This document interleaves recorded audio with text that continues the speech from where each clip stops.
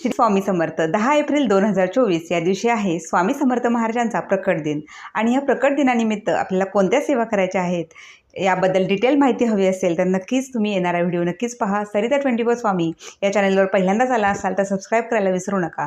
तर प्रकट दिन हा खरंच खूप महत्त्वाचा दिवस आहे आणि या निमित्त आपले प्रत्येक ताई आणि दादा इतकी सुंदर सेवा करत असतात. तर जे करत नसतील त्या सर्वांसाठी या वर्षी 2024 या वर्षी तुम्ही ह्या सेवा करून पहा, अनुभूती घेऊन पहा.